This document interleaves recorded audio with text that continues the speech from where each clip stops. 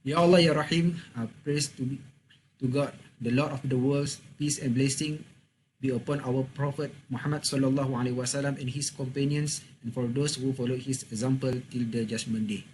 Allahumma Ya Allah, on this blessing evening, in conjunction with the webinar Series 5, Equipment in Sizing, we beseech thee and grateful toward you and in favor of all the infinite blessing to us, your humble servant, to live in safe and prosperous life. We seek your blessing for the flawless progress of this evening session from the beginning till the end.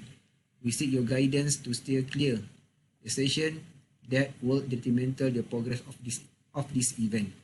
Ya Latif, Ya Rahman, please bless with your tawfiq and hidayah.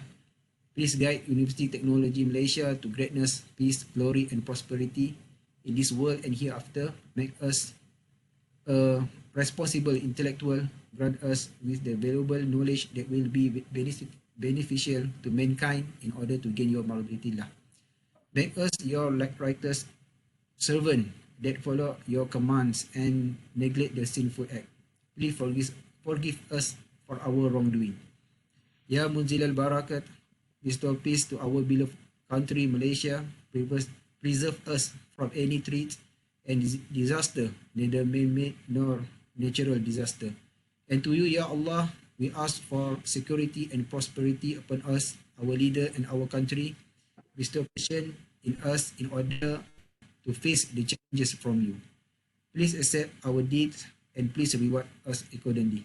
ربنا عليك توكلنا وإليك أنبنا وإليك المصير ربنا آتنا في الدنيا حسنة وفي الآخرة حسنة وقنا عذاب النار وصلى الله على سيدنا محمد وعلى آله وصحبه وبارك وسلم والحمد لله رب العالمين آمين آمين يا رب العالمين. So without further ado, I would like to introduce our speaker today, Associate Professor IR Dr. Muhammad Abbas Ahmad Zaini.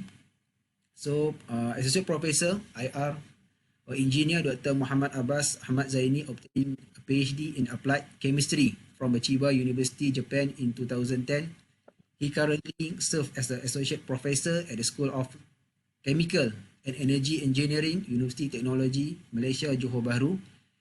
His research interests include preparation and the characterization of adsorbent activated carbon for wastewater treatment, dielectric properties of the agro waste, carbonaceous material in the micro waste assisted char and adsorbent preparation, and the supercritical carbon dioxide extraction of the interest compound. He involved in the consultation and contract project with the Malakov Corporation, Berhad 2011, Malaysia Pineapple Industry Board 2013, and IFFCO Malaysia, Sediaan Berhad 2015 and 2017. In 2011, he involved in developing new diploma curriculum for Pagoh Polytechnic, Minister of Education. He was part of the organizing committee and the chief editor for the International Conference on the Separation Technology ICOS 2013, 2017, and 2020. He was awarded the Hitachi Postdoctoral Fellowship for Research Attachment at the Hokkaido University in 2015. Currently, Associate Professor Engineer Dr. Muhammad Abbas is a Director of Research at the Center of Lipid Engineering and Applied Research in Ibn Sina Institute for Industrial and Scientific Research.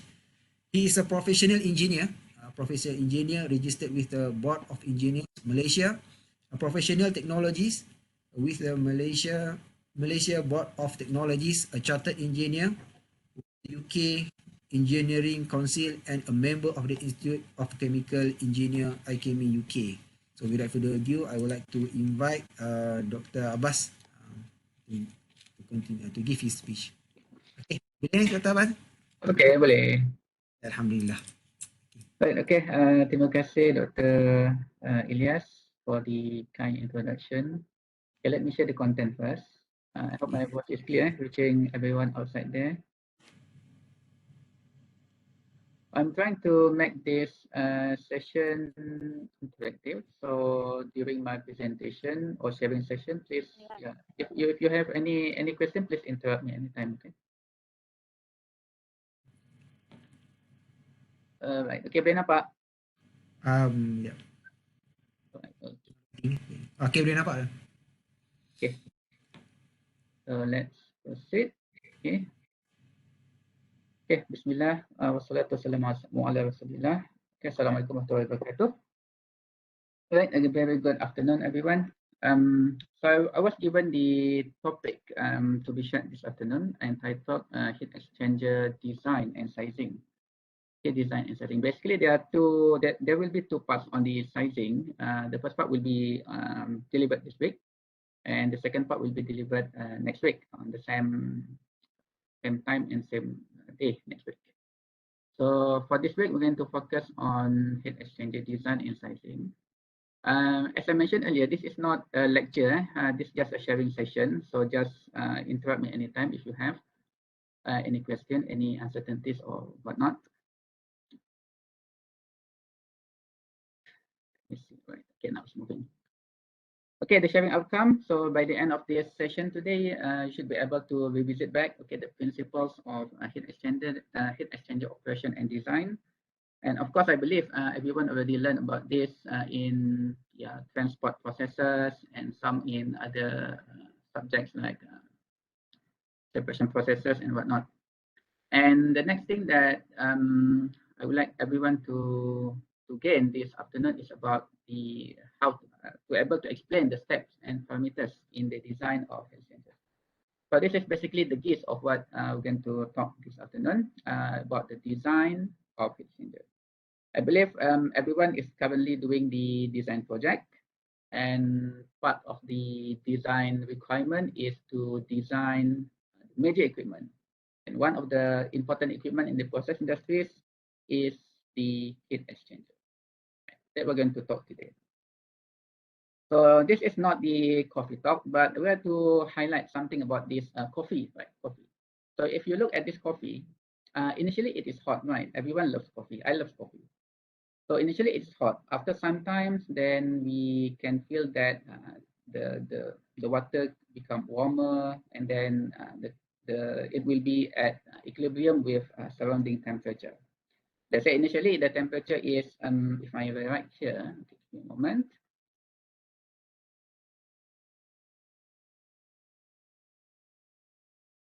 Right. I can call my pen. Right. Okay. So initially the temperature here, we can say that around maybe 60 degrees Celsius, yeah, 60 degrees Celsius, hot coffee. And after maybe 1 hour, then it becomes 30 degrees Celsius, same temperature as the surrounding temperature, right? Surrounding temperature. So you can see that there will be the heat loss, right? The heat loss. Why there is a heat loss? Because there is a temperature difference from the coffee and the surrounding temperature. And we like to know how to accelerate the heat loss, right? How to accelerate the heat loss. Okay, imagine that if I spilled this coffee on the floor, right? Imagine this is the floor, right? Right, you have the floor, and now your coffee is being spilled on the floor. Okay, if initially in this a cup of coffee, it takes 30 minutes to become 30 degrees Celsius. If you spill it on the water on the floor, yeah, it could take maybe 5 minutes or maybe lesser to be at the same temperature as the surrounding temperature, right? So what can you think about these two scenarios? Initially, the surface area is like this, right? This is the surface area of contact to the surrounding, the area of contact. Now, if we spill on the floor, the area of contact has become much bigger. The area has become much bigger. So this is the important design parameter in the heat transfer, right? The area of contact. So this is what you're going to learn that you already learned earlier, and what we're going to also revisit this afternoon about how to design the heat exchanger based on the area of contact. Right, okay, moving on. Okay, I believe everyone already learned about the heat transfer, heat exchanger. There are many heat exchangers around us. You can see in the car radiator, right? As simple as the condenser that you learned in your high school chemistry, I believe so, right? High school chemistry, condenser they use for distillation. So this is also the heat transfer equipment. We're going to use the principles of heat transfer, whereby there will be the heat transfer from high temperature to low temperature. in order to design the heat exchanger. So normally, if you look at this radiator or any other what we call the heat exchanger equipment, it relies on the area, right? The area of contact in order to enhance or to accelerate the transfer of heat. Because the increase of area, the better the heat transfer. So that's the rule of thumb, right? So we go for the first type of heat exchanger that we have in the industry. So this is what we call as the plate and frame heat exchanger, right? Have you seen this exchanger before? So normally it is being used in a small scale industry, meaning that the capacity is not that large, the flow rate is not that big, right? So it is convenient to be used, and the heat transfer efficiency is quite good. But normally for bigger capacity and or larger plant, they normally use a different type of heat exchangers. I'm not saying that this heat exchanger, the plate and frame heat exchanger, is not being used in the what we call the bigger industry, but normally people will look for the better efficiency heat exchanger, that is the plate and frame, right? The plate and, not plate and frame. The shell and tube exchanger is much more efficient compared to plate and frame. So this is what we call as the plate and frame, right? We go to the next, the next type of the heat exchanger. This is what we call as double pipe.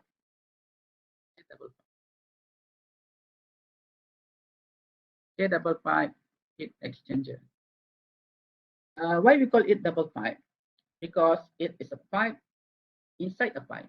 So if I may draw the pipe, so this is how it looks like on the visibly, right? So we normally have the pipe like this, and inside the pipe we have another pipe, meaning that there will be fluid coming in to one side of the pipe and inside the smaller pipe. So there will be a heat transfer. Okay, either the hot fluid or the cold fluid flowing in. Either it is the hot fluid, right? Hot fluid coming in from the outside here, cold it from the inside, or vice versa. Right? It can be any. Right. Okay. Looking at the design here, it is this is also being used in the process industry, but the surface area of contact is quite limited. It is around 20 feet square to 200 feet square. Right. 20 feet square for one pass. Right. For one pass like this. Right. Only one pass. If we want to have a larger surface area, we need to make bending, right? Bending like this one. So we need to bend, right, to make it several passes. But normally, the length, right, the length of this is around 20 feet to 20 feet, right? The length of the pipe. So we normally don't make the design of this double pipe heat exchanger greater or longer than 20 feet long, right? If I may draw it here, so normally this length here is around 12 to 20 feet. The area 20 feet square to 200 feet square. 20 feet square for one pass. So this is 200 is multiple pass, like this one. So from here, how many pass is this? This is 1, 2, 3, 4, 5, 6, 7, 8, 9, 10. 10 passes. So 10 passes, the maximum area it can reach is around 200 square feet. If from your design letter, from your design calculation, the area is greater than 200 feet, then you need to move to other type of heat exchanger. So you cannot use this, what we call the double pipe heat exchanger. Because if you want to use this, so the height of this exchanger will become much taller. That is not what we call not technically safe for the process industry. Okay, so you need to switch for the other type of heat exchanger. Right. Okay. So this is again the double pipe heat exchanger. So we're going to see how we can start developing the equation of interest for the design of exchanger from this double pipe heat exchanger. So for this double pipe heat exchanger, it is the simplest heat exchanger. Small flow rates like the one that we learned for one, right? The plate and frame, small flow rate. And it can have either co-current and counter-current configuration. So what is co-current? Co-current is in the same direction like this one. So this one is co-current, right? Co-current, so the same direction, right? So here it can be call in, call out, or maybe hot in, hot out. Okay, either way will do. If the direction is opposite, like this one in one direction and one in opposite direction, we call it counter current. Right. Okay, often from the design perspective, counter current will give you a better heat transfer of heat compared to co-current. So counter current is better, right? It's better than co-current in terms of the heat transfer performance. Okay, then, okay, before that, I would like to share also the temperature profile for this.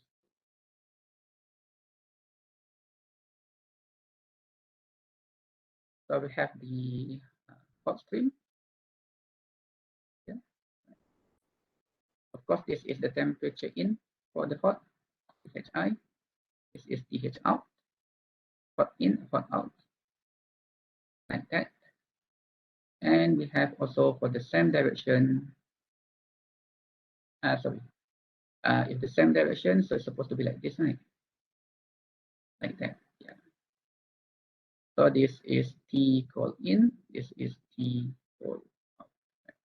So that is how it looks like for the temperature profile for the co-current. Here for the counter current,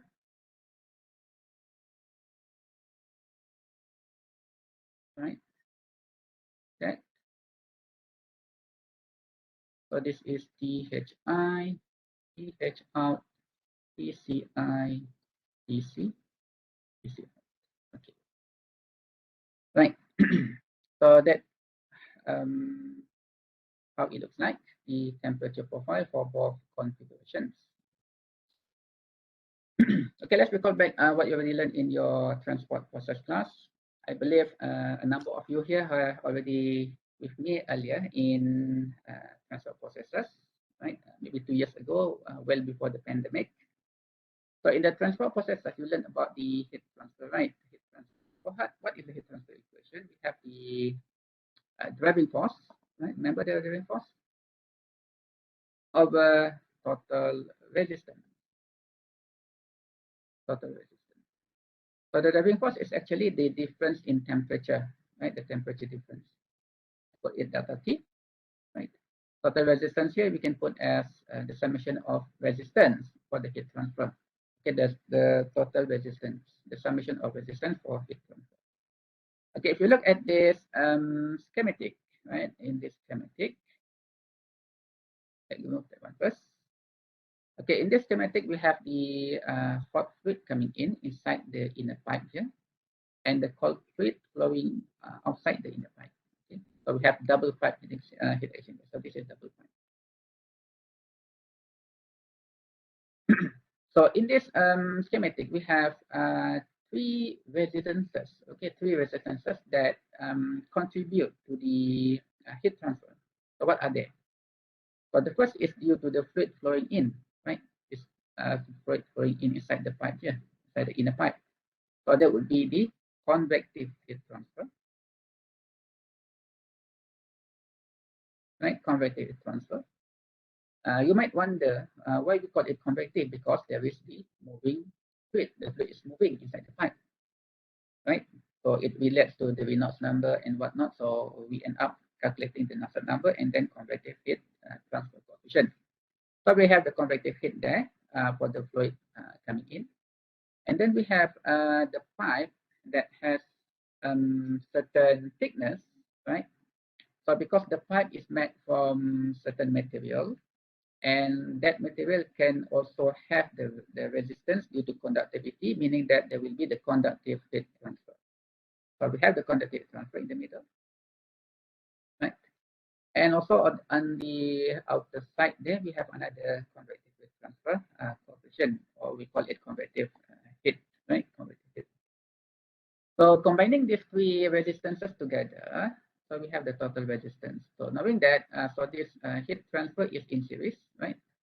So we have one resistance, two resistance, and three resistance. All of them are in series, so we can combine them as follows, right? So this is the resistance 1 for convection, for conduction, and for another convection. All right. So in the heat transfer equation, we normally put it as Q is equal to, just now is the force over resistance. Okay. And this is equivalent to U A delta T log mean, right? U A delta T log mean. So what is this U here? So the U here is the heat overall heat transfer coefficient, right? Overall heat transfer coefficient. And this U, right? U is equal to 1 over total resistance, 1 over total resistance. And we have A. A is the area of contact. The area of contact. So this is the design aspect of your heat exchanger, the area. And we have delta T log mean. What is this delta T log mean? Okay, delta T log mean, if I may refer to the previous sketch here. Delta T log mean, if you refer to the current configuration, it is THO minus TCO. I can put it as this first. THI minus TC. Yes, THO minus TCO over ln THI minus TCI over THO minus T. Okay, so that is the log mean temperature difference. Or simply, I can put it as this one is delta T1, and on the opposite side here is delta T2. So you can have delta T log mean equal delta T1, delta T2, delta T1 minus delta T2 over ln delta T1 over delta T2. Okay, likewise, you can do the same for counter current configuration. So I may put this as delta T1, and on the opposite side here is delta T. Right, that would be your log mean temperature difference. Okay, log mean temperature difference. So this is the what we call as the design equation for heat exchanger.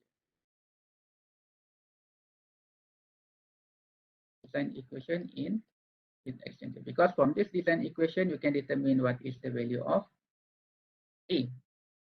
But initially you need to define what is the value of Q.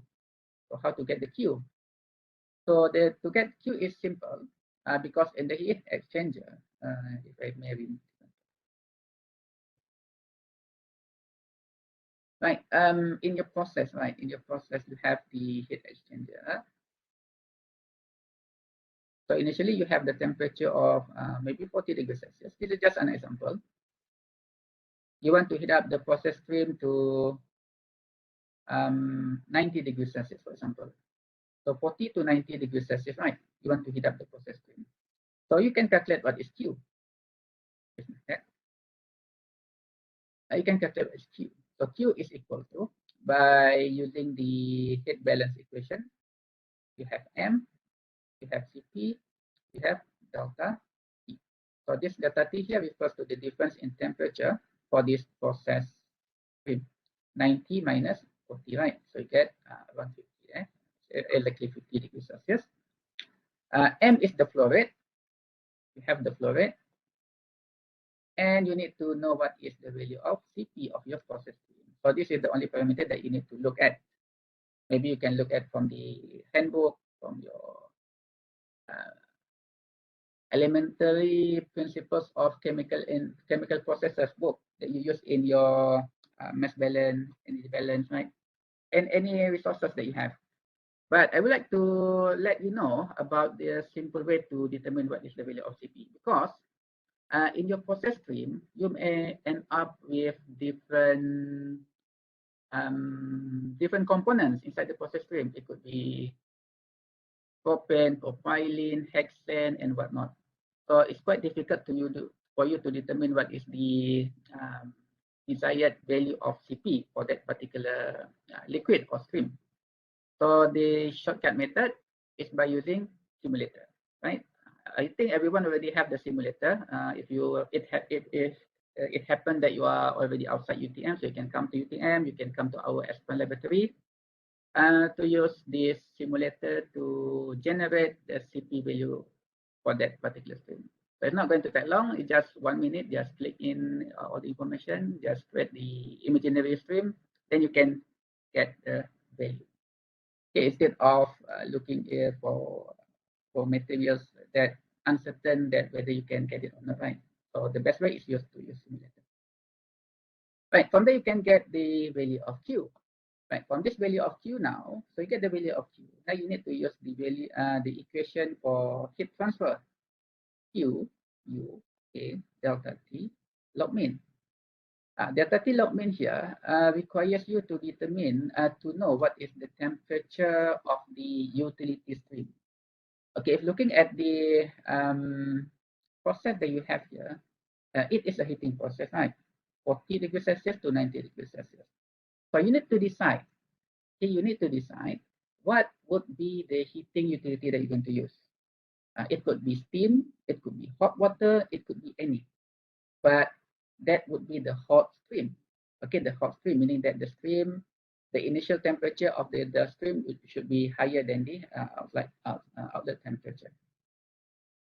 So the stream here is supposed to be the hot stream. It's supposed to be the hot stream. After you decide the temperature, then you need to also decide what is the outlet temperature. If I can remove, I can show it in a different slide. Much better. Right, so you have this just now. From 40 degrees Celsius to 90 degrees Celsius. Right, so this is your process stream. You already decide what the temperature from your preliminary design or 5 key synthesis steps. Then you need to decide what is this utility stream, right? Let's say one example. I use condensing steam. Okay.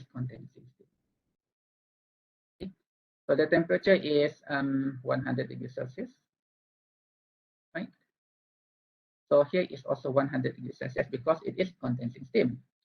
Or else you can use what? You can use hot water. 400 to 900 degrees Celsius. Hot water is not suitable because this is at the end here is 900 degrees Celsius. Because knowing water at ambient pressure, the boiling point of water is 100 degrees Celsius. It's not suitable. So you can use condensing steam or maybe steam at high pressure, right? Steam at high pressure. For example, give you another example. Maybe you want to use steam at 120 degrees Celsius and leave it at 100 degrees Celsius. So both are in steam, right? So this also will do. So from here, once you decide what is the temperature in, temperature out, then you can determine what is delta T log mean, right? Delta T log mean. Once you get delta T log mean, then return back to this equation again. So you get delta T log mean, you get Q. So the two more parameters to be determined are the overall heat transfer coefficient and also area. And area is the parameter of interest because this is the design parameter. But what about you? Overall heat transfer coefficient. So this is a question mark. Where we can get the value from? So normally we can estimate the value. So if you remember in your transport processes class, what does happen to be in my class, we did some rigorous training on how to determine the U from a series of iterations. Maybe 1 or 2 iterations will do in order to get the converged value of overall heat transfer coefficient by considering the 3 resistances. Okay, the 3 resistances. But in your case, for plant design, so I think it's not necessary for you to do that. But what you can do, you can estimate, not estimate, you can guess the value from the listed guided values. Right? You can look at the table. You can find the table in your textbook about that. Right? So this is the guess value, or maybe you can say the estimate value, right? Depending on the nature of the fluid, right? As whether the fluid is organic or maybe the fluid is gas phase. So it has different sets or range of values that you can choose. Okay, once you do that, then you can determine what is the value of. So done with that, right? So you get already the design parameter. So it's not end yet, but you already reached some milestone in your design calculation, right? So we touch about this, the temperature profile for carbon and counter carbon. Okay, now we move on to the major equipment in process industries for heat transfer. That is the shell and tube, right? Shell and tube heat exchanger. So this is shell tube heat exchanger. So normally in your design calculation, you need to consider to use this because I believe everyone producing the products, right? The products at high capacity, and of course you need to deal with high flow rate, and of course the suitable equipment for heat exchanger is the shell and tube heat exchanger. So this is how it looks like, right, from the outside building. So if you if you cut the this exchanger, so this is how it looks like from the inside. So at the inside here we have a number of tubes, right? So you can count the number of tubes. We have total number of tubes. So from this total number of tubes, right, then you can determine what is the total area. So normally we need to define what we need to calculate first what is the total area, and then calculate what is the number of tubes that's suitable to be added inside the shell and tube. Right. Okay. Meaning number of tubes also part of the design information that you need to supply in your design report apart from the area, number of tubes. Okay, maybe I can summarize here what are the other design aspects that you need to calculate, you need to define for your heat exchanger. The first is the area, of course, area. The first is delta T log mean. Don't forget about this. Delta T log mean is also the design parameter for your heat exchanger. Area, shell diameter of the shell, right? Number of the tubes, right? And tube diameter. Okay. I may miss some of the design parameters here, but as we go along, so we can see what are missing. Okay.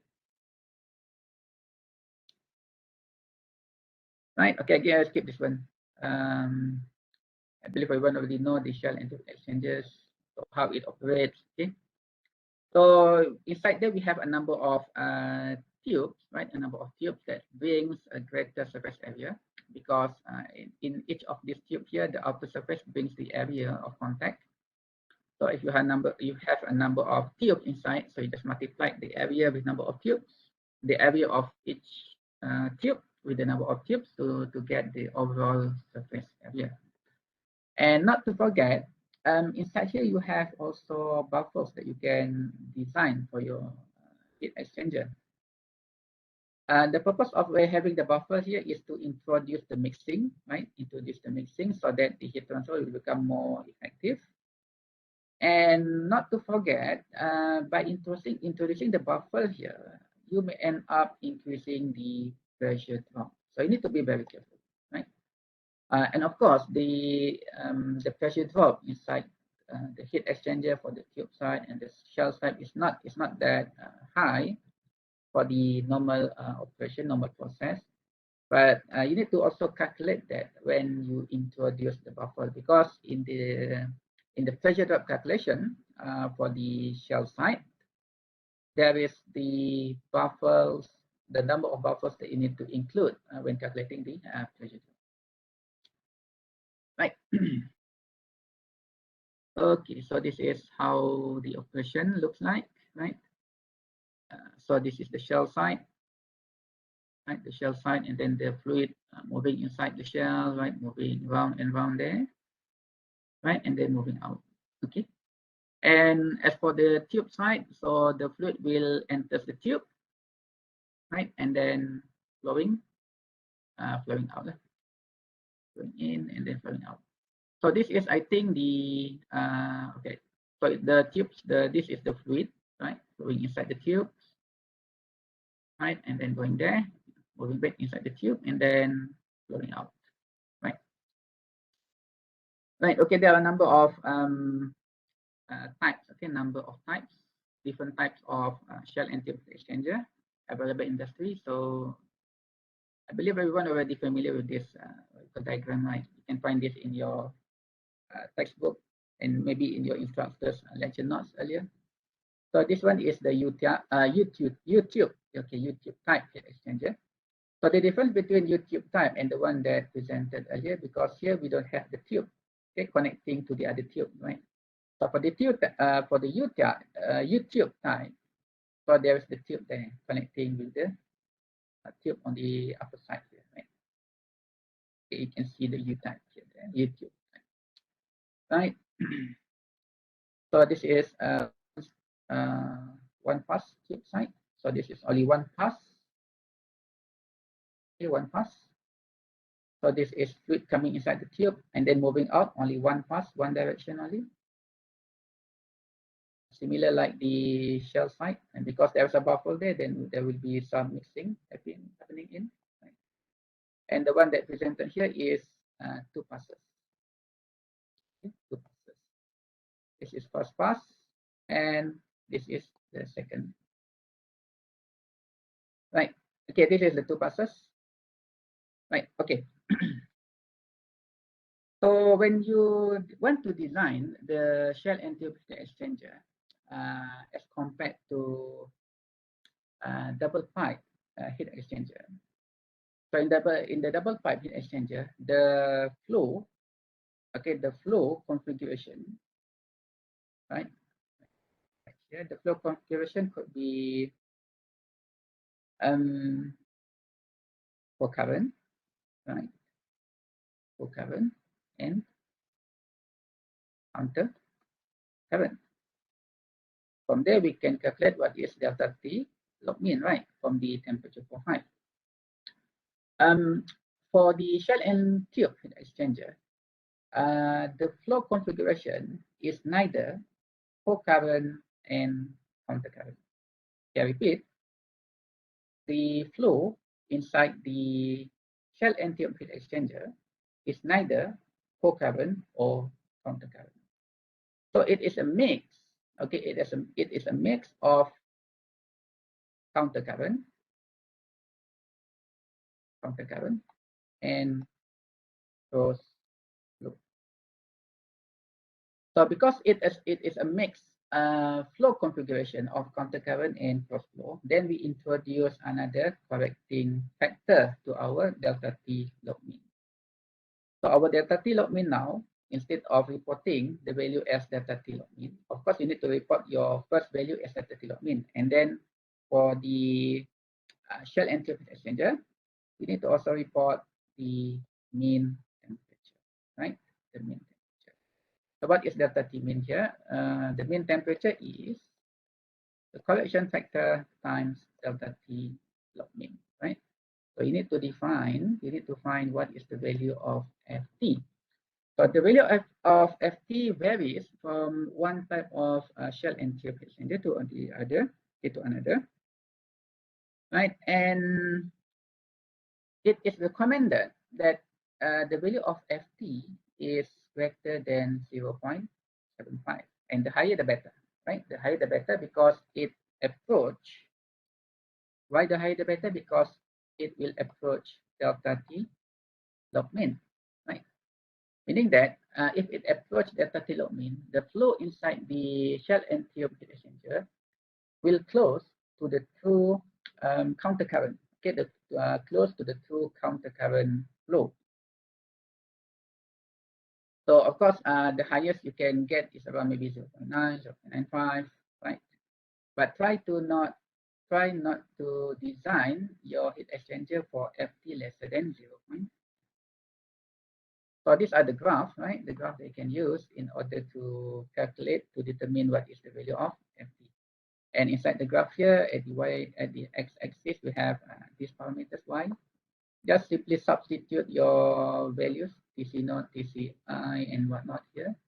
And the line inside the graph here, we have this one, okay, THI, TS0, and whatnot. And after that, after you determine the point, just intersect to the line and then extrapolate to the y-axis here to get what is the value of ft. Right. There was some example. I'm going to skip. I'm not going to touch into detail about this example. This example is just about comparing the two types of heat exchangers, okay, shell and tube heat exchangers, as whether we want to choose the one pass, one tube pass, two shell passes, one pass, one shell pass, one tube pass, or you want to use two for heat exchanger. So there are two types, different types of heat exchangers now. So we want to select which one is much better. Okay. So by looking at this one, okay, let me check first. So this is the first one. Okay, the first one is 1-2 heat exchanger, one tube pass, one tube pass. Is it one tube pass or one shell pass? Check. One tube.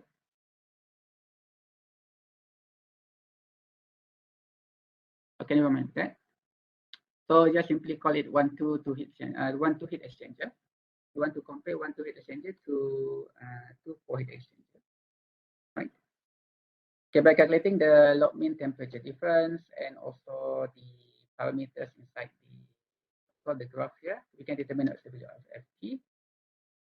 Okay, for 1-2 heat exchanger, the value of ft is 0.74, right? So this is for 1-2 heat exchanger, shell and tube. Okay, one shell pass, two tube passes, right? Thank you. One shell pass, two tube passes, right? And for two tube passes, four shell passes, 2-4. Okay, for 2-4, the value is 0.94. So this is for 2-4 heat exchanger. Okay, two tube passes, four shell passes. It's quite difficult to open. Okay, never mind. Right, okay, meaning that if you increase the number of passes, the value of ft can be increased. So that is the rationale behind this calculation. So I'm not going to touch into more detail because I believe everyone already looked at this example. This was taken in your Ginkgo textbook, okay, if you remember. Okay, moving on. Okay, there are some special cases that you need to be aware of when dealing with shell and tube exchanger. Okay, we start from the far right. Okay, this one. This one is interesting. Okay, we know that delta T log mean. You want to calculate delta T log mean, right? First, before you can calculate what is delta T mean. Okay, for the temperature difference for the both sides here is the same. Right? So this one is delta T1 and here is delta T2. If it happens that delta T1 is equal to delta T2, so what is delta T log mean? Right? Because delta T log mean by equation is delta T1 minus delta T2 over ln delta T1 over delta T2. So you won't get any value, right? There's no value there. So in it, actually, delta T log mean here is equal to delta T1 also delta T2. Just simply take the value. Okay, you don't have to put it into the equation. That's special case number 1. Okay, special case number 2. Okay, for special case number 2, for condensing vapor and evaporating liquid, you can see that the temperature for condensing vapor, for example, this is steam, for example, right? Let's say the temperature here is 110 degrees Celsius, and on the when it condenses, the temperature will be the same, right? Because it only releases the latent heat. Likewise, for evaporating liquid, it could be 100 degrees Celsius here for water, for example, and become steam at 100 degrees Celsius. The temperature would be the same. So in this case here, the calculation of delta T still holds the same, right? So you can determine what is delta T1 here, delta T2, and use the same expression. Likewise for the condensing, right? So you get the delta T log mean. Just that for the same temperature, if it has happened that this is your what we call the process stream, right? So you can use the following equation to calculate your Q, right? The rate of heat transfer. Also, if it also happened that it is for the utility stream, you can use the same equation. Okay. All right. Okay. So these are the typical values of U, right? Like I said earlier, for your stage right now, you don't have to do the iteration to get the U. Just select the suitable U from this table, right? This table is from your design textbook. So you can use any value, right? Any value, just estimate the value that you like to use, and then calculate the area. Right. So now I'd like to summarize some of the what we call the methods or the steps in conducting the design. Some of which already summarized earlier. So first, you need to calculate the heat rate. So the heat rate here, of course, from Q is equal to m Cp delta T, which is the heat balance equation. And Cp you can get it from the simulator, Aspen simulator.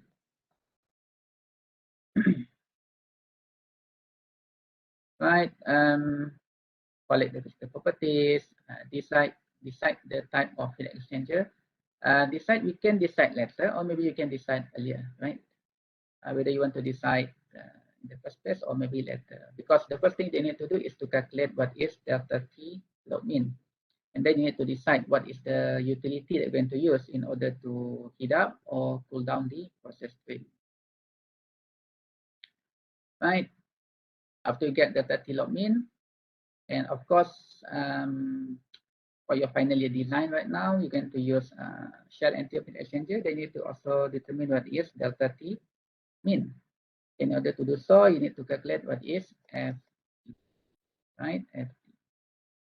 And in order to determine FT, then you need to decide what type of heat exchanger, either it 1, 2, 2, 4, YouTube, or whatnot.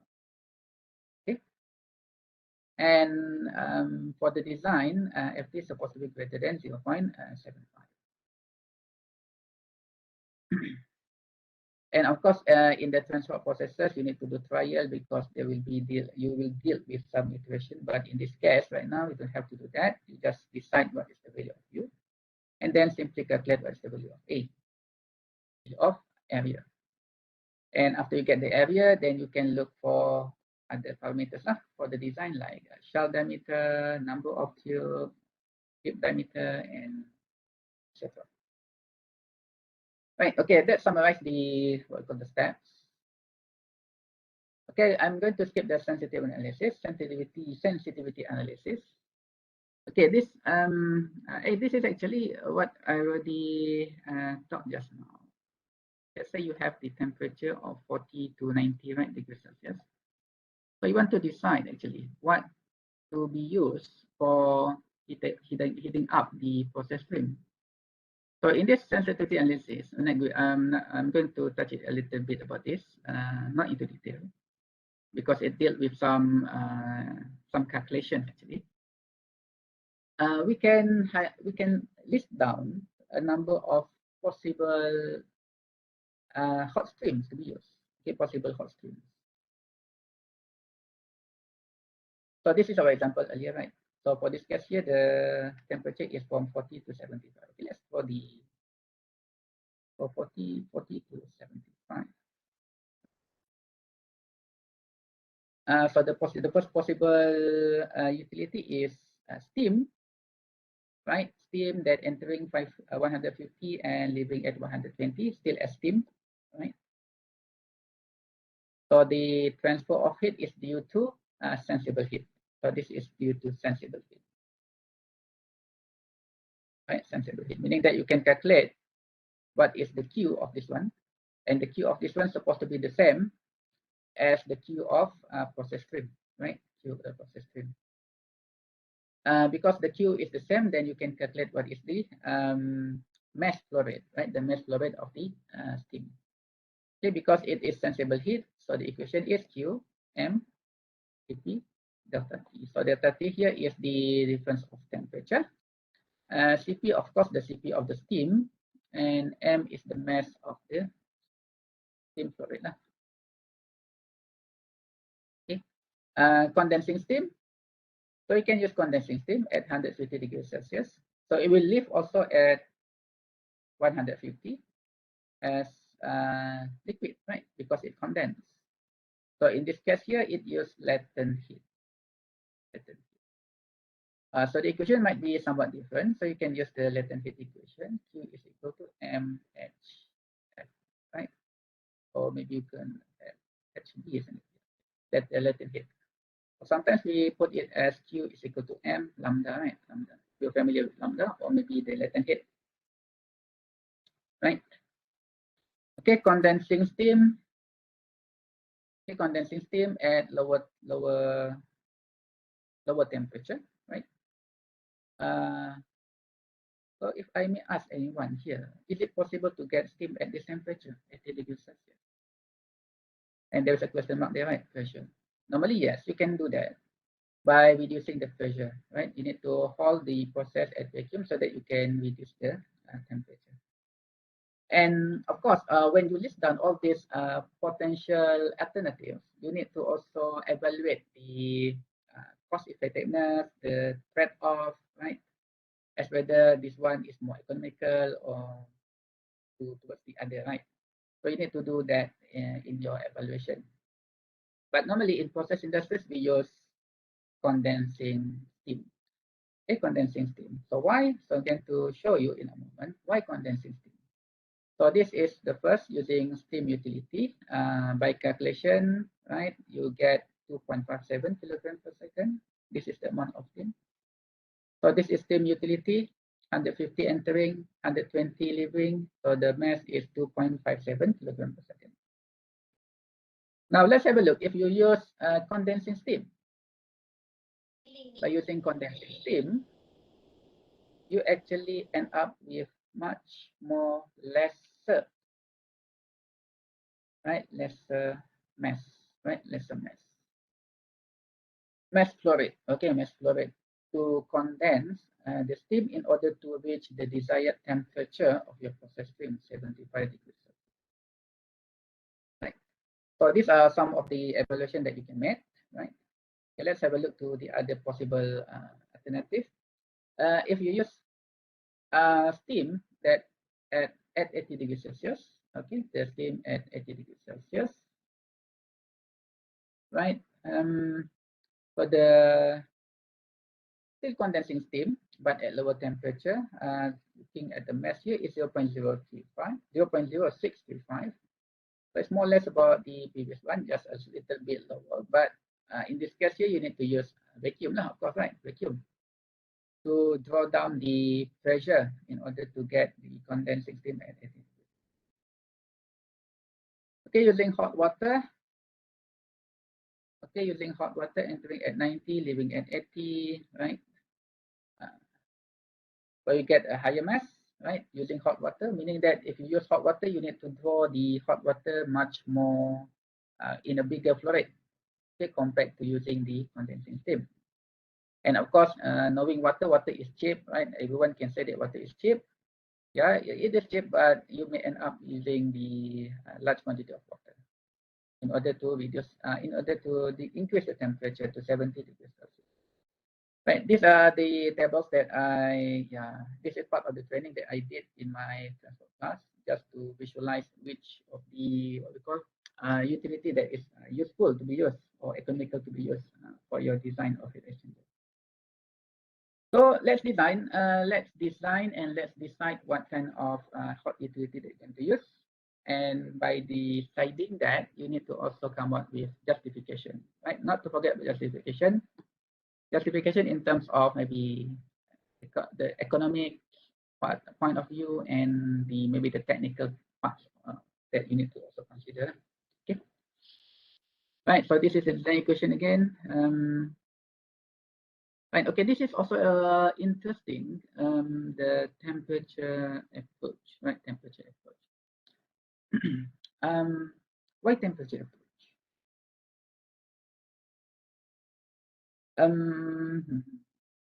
Why temperature approach? Okay. Normally this is actually the hot stream. If I can remove this one first. Maybe we can focus on this one first. So this is hot stream on the top, and at the bottom here is cold stream, right? Normally, if we follow the second laws of thermodynamics, the second law of thermodynamics, the transfer of heat is from the hot stream to the cold stream. I suppose everyone will agree with me with that. Okay, the transfer of heat from hot stream to the cold stream. And here you need to decide, okay, from the hot stream from the example that I showed just now, in a number of the alternatives that you can use. You need to decide the temperature. You need to decide the temperature. And from the decision of temperature that need to be used for hot utility, you need to also be very careful with the condition whereby the stream or the hot utility stream or the hot stream can encounter vaporization and condensation in the process, right? Let's say, for example, if you use steam, right? Steam entering as the hot stream and leaving also as steam. So in that case, there will be no problem. But during the process, the condensation might occur. So if the condensation occur, there will be the what we call as the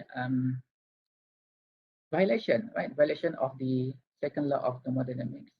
So this is supposed to be hot stream. And looking at this now, the line is below the cold stream. So meaning if you select the temperature, the selection of temperature is also important, right? Try to make it a little bit higher compared to the temperature of the cold stream, right? Just to avoid this kind of situation to happen. Okay. If this happens, what will happen? There will be no heat transfer.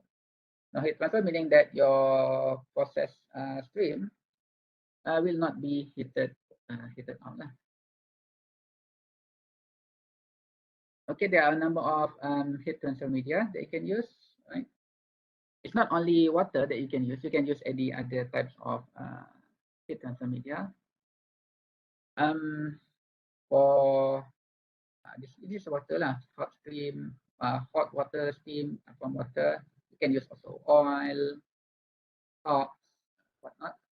And for cooling utility, there are a number of possible utilities apart from cooling water or chilled water. You can use ethylene, propylene, depending on the temperature that you want to, the target temperature that you want to use, or the target temperature that you want to achieve. Right. There is some misconception between heat exchanger and fired heater. So the one that you see on the screen here now is what we call as fired heater. Sorry, that done again. Yeah, fired heater. Or often we call it furnace lah, right? Furnace. Call it furnace. Why I put this in one of my MENA presentation this afternoon? Because some of the students, not you, some of previous students, your seniors, they design the heat exchanger with temperature that is only suitable to be used for furnace. Meaning that if you conduct the heat transfer using that heat exchanger, the part of the what we call the materials of construction will be melt, right? Because due to very high temperature. So in order to reach the high temperature for your process stream, you need to use this kind of equipment. We call it fired heater. Right? Normally, for fired heater, the temperature, right? The temperature is around 700, or maybe I can put it 600 to 1,200 degrees. So for this temperature regime, you cannot use heat exchanger, right? No heat exchanger, but fired heater. Okay, to give you some insight about whether to use fired heater or heat exchanger, you can see the temperature range here. So this one is degree Fahrenheit. So the value here, you can simply subtract 32 degrees Celsius. Subtract by 32 to get the value in degrees Celsius. So you can see that the value is around, yeah, this one. This is 450, is around 400, 120 degrees Celsius maximum boiler fluid water, right? So greater than that, you need to use other types of what we call equipment that is fired heater. Although it's mentioned here that some of the materials can be used to draw the temperature up to certain degrees, but normally for temperature around 600 to 1200 degrees Celsius, we use this kind of equipment. Okay? Because not all materials can withstand the high temperature. Normally, the material of construction for shell and tube is carbon steel. Right? Carbon steel is cheaper than stainless steel. If you want to use higher temperature, then you need to use stainless steel. Stainless steel, not carbon steel. Okay, pressure drop due to friction. These are the list of the pressure drop. It's not that high. If you can see from here, it's around 21 kPa, 10 kPa, but the highest here is this one, 140 kPa. Right, 140 kPa. It's a process stream passing through furnace. So this is furnace just now. If I may explain a little bit about this furnace. So this is your process fluid. In order to heat it up, so you need to flow this inside the furnace. So this is the flow, right? And inside the furnace here, there will be fired heater, right, to heat up the process. So imagine that this temperature here is maybe 400, or maybe I can put here 300, and you want to make it at 1200, for example. Right, so the highest pressure drop would be inside the furnace. But like I said earlier, when you design your heat exchanger, especially the shell and tube heat exchanger with the baffles, right, with the baffles present, then you need to calculate the pressure drop in order to make sure that it is within the certain range, acceptable range for the operation. Right, so these are the equations for tube pressure drop, right? The pressure drop inside the tube. So this is the equation. So you can find this equation in your textbook. Not that difficult to calculate, just simply substitute all the information there, right? And for the shell side, pressure drop, you have this equation, and noting that you have the number of baffles there, yeah, number of baffles to be added. So if there is no number of baffles 0, so this one 0, and so just add 1. So this one is no baffles. So if baffles, you need to multiply. So meaning that if you add buffers, then the pressure drop will increase. Right, okay, towards the end now, okay, we are moving towards the end. So let's see a number of heuristics regarding the heat exchanger design. Here, the first heuristics. Okay, for shell and tube heat exchanger, the tube are typically 3/4 inch of the diameter. So this is tube. So the tube inside there, right? So the diameter inside diameter is not inside, outside diameter. 3/4 inch. Right, 3/4 inch. And the long, the length, right? The length of the tube is 16 feet, right? Sometimes it can be extended to 20 feet. So the length of this heat exchanger is 16 to 20. So it can be in triangular spacing or maybe other types of configuration, spacing configuration you can use. And a 1 foot inner diameter shell, right? If the inner diameter is 1 foot, so this is shell diameter, is 1 foot, then it can accommodate 300 feet tubes, 12 feet tubes, outside area. And if the diameter is 2 feet, so you can reach 2 feet diameter outside.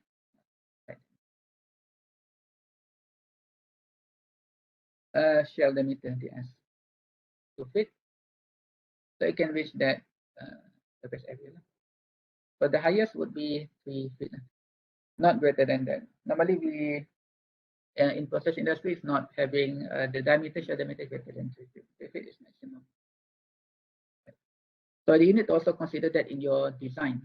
If the surface area, for example, if from your calculation the surface area is too high, too big, right? Too big, more than maybe 5,000 square feet, or 10,000 square feet. So you can design your heat exchanger in series, meaning that there will be 2 or 3 in series or in parallel.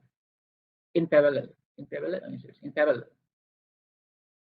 So you can design your heat exchangers in parallel, so meaning that there will be a number of heat exchangers that can be used in order to reach the target temperature.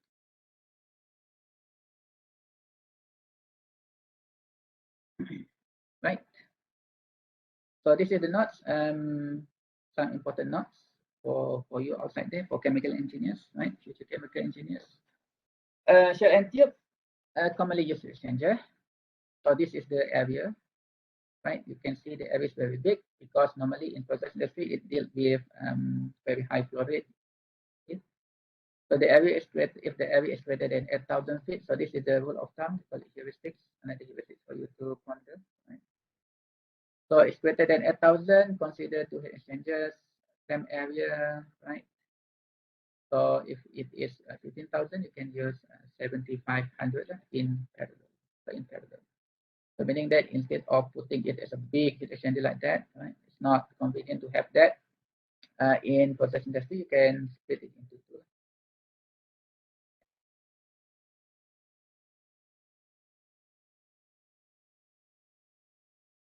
Okay.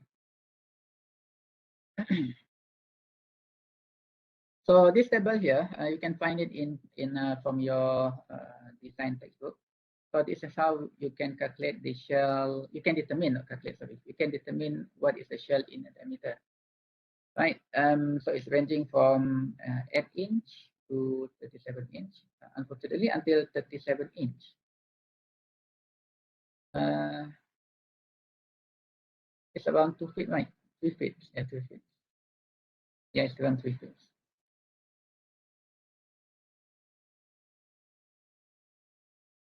So the maximum is 3 feet. It's not greater than 3 feet, right? The inner diameter. So when you design, you make just to make sure that your design is maximum inner diameter of the shell is 3 feet. So looking at this example, so we have tubes 3/4 inch diameter normally, right? 3/4 inch. This is common. So you can also have 1 inch diameter tube. If it is 16 feet long, and 1 inch triangular spacing. So we have here two spacing configuration. We have triangular and square pitch. Normally it's triangular space pitch. And you can use also square pitch, no problem at all, right? Just choose whatever you like, whatever you love. Then the surface area of one tube, 2 pi RL, you get 3.14. This is actually pi because L is 16 feet. Radius is half of the inner diameter, meaning that 3 over 8. And you have 2, then yeah, it is pi, right? 3.142 square feet. Okay, a single tube pass of 1 feet inside diameter. If you consider 1 feet inside diameter, 1 feet inside diameter is 12 inch lah. This one. So if it's 12 inch, 1 feet inside diameter, it can accommodate the tube outside area approximately 300 square feet, meaning that the number of tubes is 96, right? Not given here actually, right? Never mind. 92, right? 92. Yeah, here. So if it's 3 feet inside diameter, then the number of tubes is 107.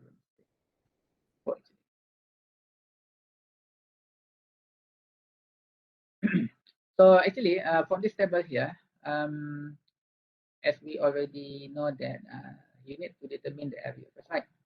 And once you know the area, you can determine what is the number of tubes, right? Number of tubes.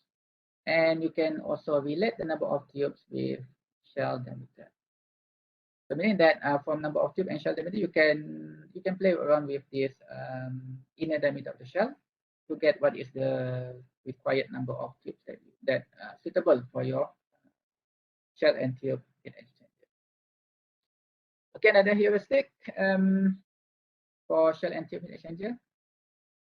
For the tube side, remember this is your shell and tube, so inside there you have a number of tubes. Right? For the tube side, it's more corrosive, falling, scaling, hazardous, high temperature, pressure, expensive fluids. Right, the shell side is more viscous, cleaner, and whatnot. So this is just heuristics. Normally, you are free to choose.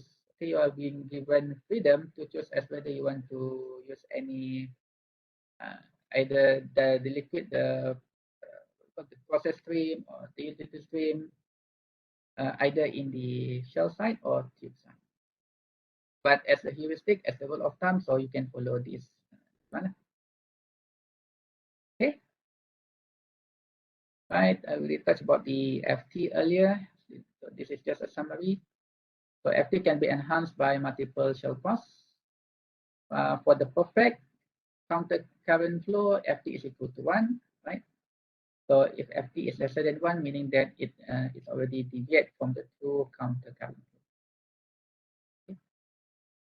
And FT is also equal to 1 if there is vaporization and condensation takes place in one of the streams.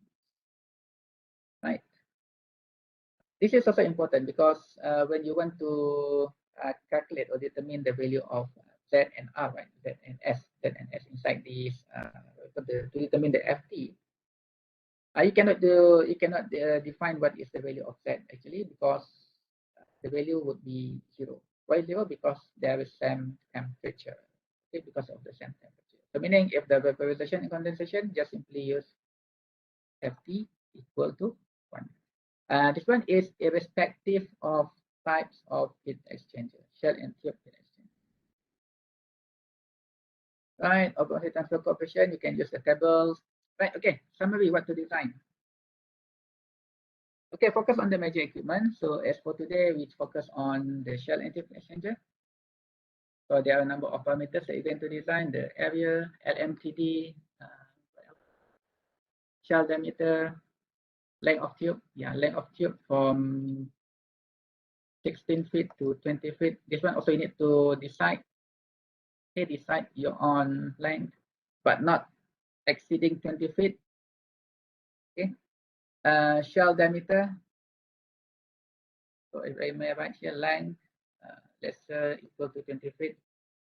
Shell diameter, lesser equal to 30 feet, 3 feet. Sorry. Number of tubes, depends on the table, right? And normally we report the design of heat exchanger using this tema format. Okay, tema format. Call it tubular exchangers manufacturers association. Yeah, tema tubular exchangers manufacturer association. Tema. So this is the format, but not to worry about this format. Just use the format available in your textbook, or maybe you can find the format in the website. Okay, now I'd like to highlight some of the common mistakes done by the students. Of course, I hope you will not be repeating the same mistakes this semester. Okay, for everyone, either you are in what called in space program, in the program that you have in the UTM Perdana program. Okay, right. Okay, first you need to rationalize your design and dimension. So what does it mean here? Rationalize the design and dimensions. So you need to be rational lah. Okay. So imagine that if initially in the design, in the process industries, the diameter of the shell is around 3 feet. So you cannot design your heat exchanger just like this, right? Only this small heat exchanger, right? The length is few centimeter and diameter is less than 2 centimeter. So it does not make any sense. So rationalize your design. So one thing that I usually advise my design students, when you want to design any equipment, regardless whether it is heat exchanger or maybe columns, that we're going to touch next week. Try to look at the industrially available equipment, right? Available equipment in the industry. How big is equipment? How tall is equipment? How many tubes they have? How big is the diameter? So already I give you some insight earlier about the diameter, the length of the tube. So you need to use that in order to rationalize the values that you get from your calculation. So my advice is do not simply trust your calculations, right? Although it's a mathematical calculation that you use, if the values come out, then you're already happy. So you need to rationalize first, as whether the value are correct. Okay, the second mistake, misconception between heat exchanger and fried heater, right? We'll talk about this also. So fried heater normally temperature 600 to 1200 Celsius. So do not use this temperature in your heat exchanger.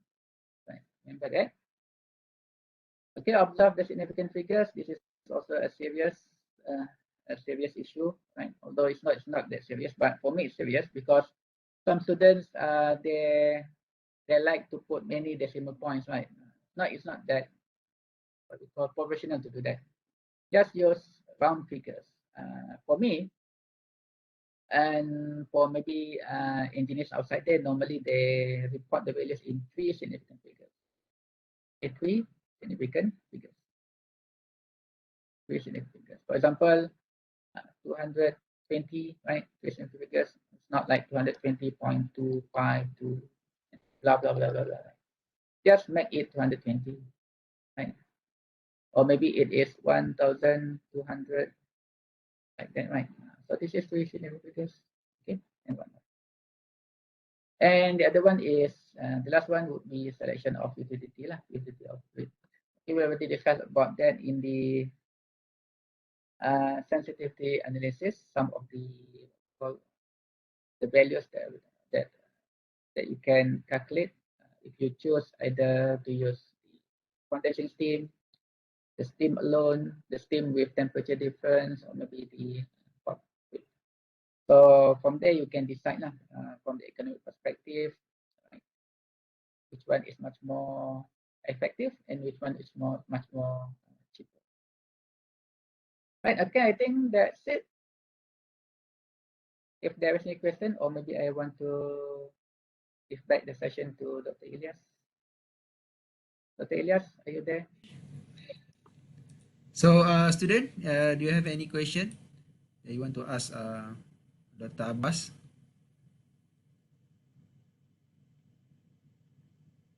Any questions, everyone? You all tidur. Tidur Any recording tak, Dr. Ilyas? Record. Recon. Okay lah, boleh lah bagi pada student tu. Okay. So ada satu question. Ni, mungkin kat dekat chat tu. Dekat chat, sekejap saya buka chat. From Aini Rushdi. So Assalamualaikum and good day, Doctor. I'm Ain from Pulwan. Thank you for sharing your knowledge with us. So I would like to ask regarding the geometric correction. If we intend to use plate heat exchanger instead of shell and tube, do we assume F equal to 1 or need to consider its geometry or T ratio to calculate F just like common shell and tube and cross flow hex? Right. The convection factor, FT, FT. FT only for shell and tube heat exchanger. Okay, the FT is only for shell and tube heat exchanger because the conversion factor depends on the trueness of counter current configuration. Okay, the trueness of counter current configuration. Boleh? Ya, mungkin saya nak tunjuk sikit ke. Okay. Right, FT. Right. Hilang. Oops. Give me a moment.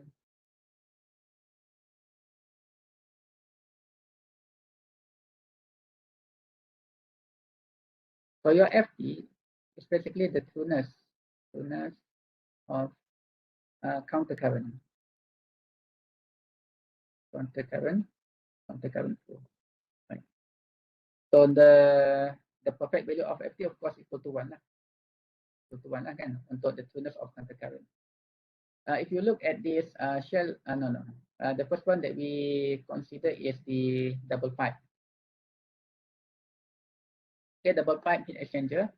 So double pipe heat exchanger, there are two configurations, for current and counter current. So the counter current for double pipe heat exchanger is equal to 1. So this is the foundation of the FT value, the corrective value for heat transfer. And this FT is often used or specifically used, if I may say, specifically used for shell and tube heat exchanger. Noting that if your shell and tube is 1 tube pass, 1 shell pass, automatically your FT is equal to 1. Okay, because it is somewhat identical to counter current double pipe heat exchanger. But if you end up with designing 1, 2, 2, 4, and etc., then you need to determine what is the value of FT. And we also already looked earlier that for some special case, whether one of the streams having condensation or vaporization, there is no change of temperature, automatically your FT is equal to. So to sum up about that, FT is only used for shell and tube. Right? For double pipe, you don't have to calculate FT, just calculate delta T log min. Right? And as for the apa tadi? What is the equipment just now? Yeah, saya kena pergi ke depan. The other type, the first type. This one. Okay, for the plate and frame, you don't have to calculate FT. But normally for your design, you don't design plate and frame, right? Because you deal with very high flow rate. Kan? So you don't design this, you design shell and tube, or maybe at least double pipe. Okay, saya menjawab soalan tersebut. Alright, welcome. Any more questions? Ini kena buka chat pula.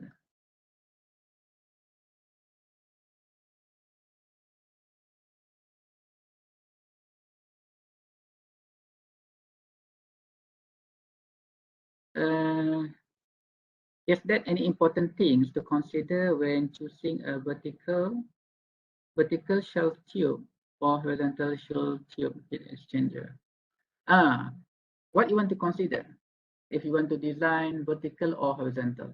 And of course, the temperature distribution will be the same, right? Just that the aspect you want to consider could be the limited space that you want to design it vertically or horizontally. Horizontally, yeah. But for the design aspects like area, LMTDs, the shell diameter, tube diameter would be exactly the same lah, either horizontal or vertical. Just if you want to consider, if you have limited space, right, tanah kurang and limited land size, then you might end up you design it vertically lah. Okay, but the performance would be the same lah, either horizontal or vertical.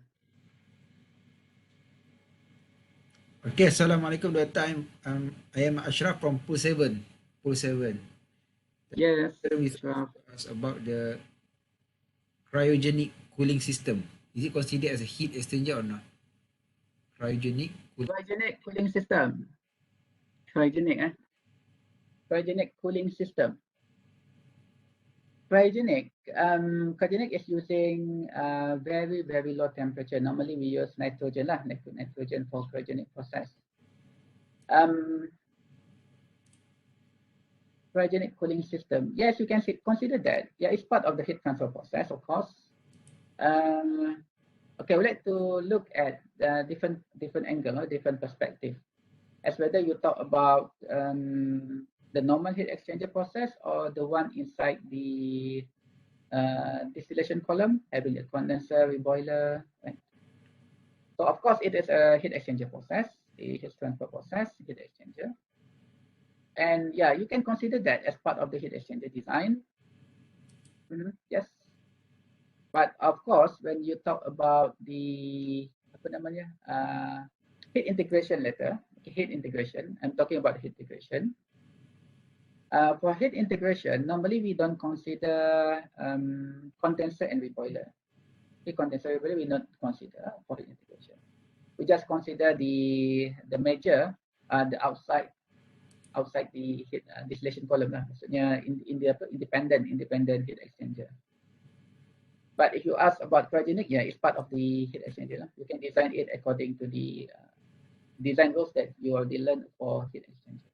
And what we've been covered today lah in this seminar. Yes. Thank you, Doctor. Another one question is, Assalamualaikum, Doctor, from Abdullah. Can I know substance or ways to cool substance until negative 200 degrees Celsius? Minus 200 degree. Minus 200 degree. Minus 200 degree. Apa yang boleh cool sampai minus 200 degree? I know nitrogen. Nitrogen is 77 Kelvin. 77 is minus what, right?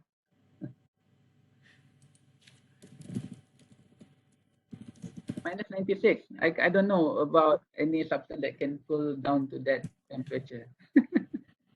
What you want to do actually? Why you need to that to use any substance that can cool minus 200? Normally in process industry,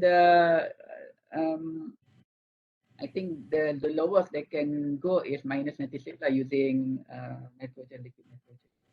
Beyond that, I don't have any idea. But normally, if you want to separate something or you want to do separation, I think this one is on separation, I believe. Of course, you want to separate something that is gaseous, right? Gaseous that has lower boiling point. Of course, you can use any other equipment, major equipment like maybe flash or maybe membrane, right? Membrane separation. Or you can use some sorts of reaction to react with the gas so that you can get the product. So try to become more creative in order to get the desired product, right? Instead of try to separate it according to boiling point. Let's say you want to remove carbon dioxide from oxygen. Of course, you need to deal with very, very low temperature to do that. But try to look for other alternatives like membrane, for example. If it's not feasible to do that, maybe you can try to manipulate the pressure, temperature. But yeah, I think you will end up with the same not separating equipment, not separating the substance. but try to look for other alternatives. That I can say lah. Minus 200. Oh.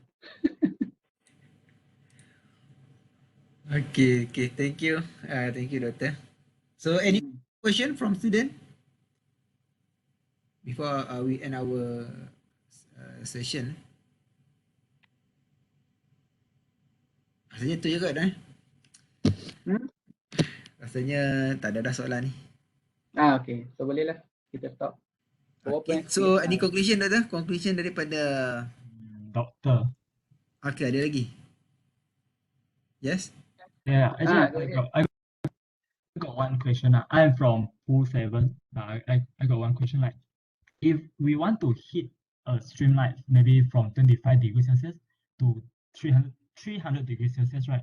Because since we got the low pressure steam, medium pressure steam, and the high pressure steam, is it we only like use one steam to hit from 25 to 300, or we can like use at first we use 20. At first we use low pressure first, then we use medium pressure, then we use the high pressure. Or Right. we Okay. use one pressure. Yeah. Interesting question. Good questions. You can choose either. Either will do. But you need to consider, like I said earlier, the technical wise and the economical point of view. If you use only one steam, like for example, 300, I believe the steam they're going to use for heating from room temperature to 300 would be high pressure steam. You can use high pressure steam, but you will end up with using the only steam that has very high pressure steam. And you need to consider the utility cost for that. You need to consider utility cost because high pressure steam is quite expensive. Okay, that's point number one. Point number two, if you want to choose using separate steams, for example, first from 20 to 110 using low pressure steam, from 100 to maybe 200 medium pressure, from 200 to 300 high pressure. Yes, it will do, but you will end up with a number of exchangers in series now. So we have 3 individual exchangers, one using low pressure stream, another one is using middle pressure, high pressure. So there are 3 head exchangers. So there you need to also consider the capital cost. So meaning there is a trade-off there between utility cost and capital cost. I cannot decide which one is much more cheaper. Okay, you need to do some calculation in order to get the conclusion which one is much more effective. Okay, I hope that answered the question. Doctor, thank you, Doctor. I have another relatively same question. So rather than heating, is for cooling. So let's say we want to cool a stream from 100 degrees Celsius to -10. Okay, because superheated for heating system is all steam, so it's not so important. But for cooling, since we are using 100 to -10, right, it should be using refrigerant for us to fulfill the technicality, right? But then supposedly if we terus use the refrigerant, right, it's a bit expensive, right? So is it better for us to incorporate cooling water to a certain degree before we use the refrigerant? Yeah, I will agree with that. I will agree with you. Yeah, for cooling, yeah, I agree with you. You need to do it separately because using refrigerant alone, they will be much more expensive to do that. So it's better because refrigerant is expensive. So you need to use the cooling water first. Yeah, that's correct. Maybe to draw the temperature to room temperature first, then you use the refrigerant. Yeah, that's a better idea. Okay. So there you need to heat exchangers now. Okay, understand. Okay, thank you. I'm from 5 lah, if Doctor mau tahu. Okay.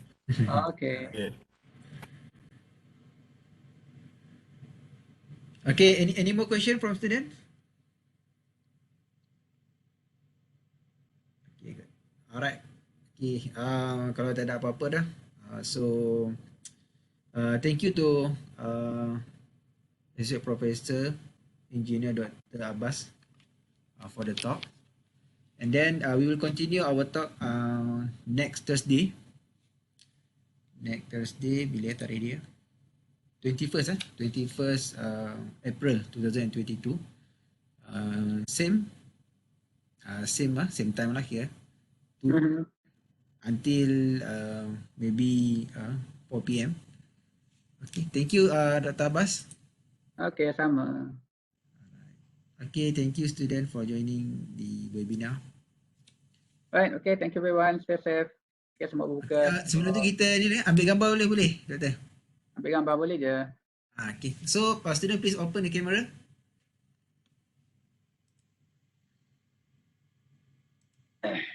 Kindly open the camera.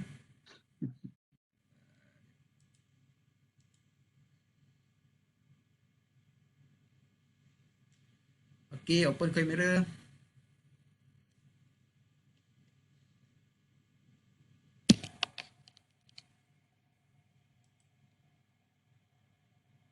Okay, kita ada banyak ni. Wah, busy ada sekali So, Dr. Yusof ada sini. So, yang lain boleh tolong ambil gambar sekali Nanti send ke saya. Saya ke dalam grup. Okay, 1, 2, 3.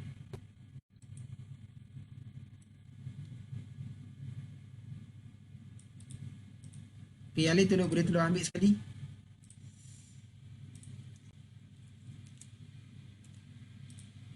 Okay dah Grup sebelah. Okay, 1, 2, 3.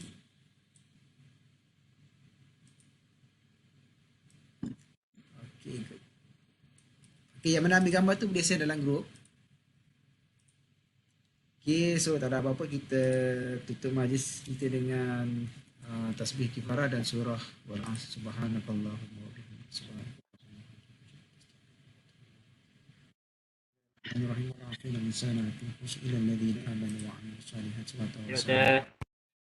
Right, okay semua. Alright, okay, terima kasih semua. Okay, jumpa lagi hari Khamis. Terima kasih, Prof. Thank you, Doctor. Doctor, can you share the link? The link for what? Record your video? Yeah, Video yeah, what? Doctor. Yeah, Doctor. Alright.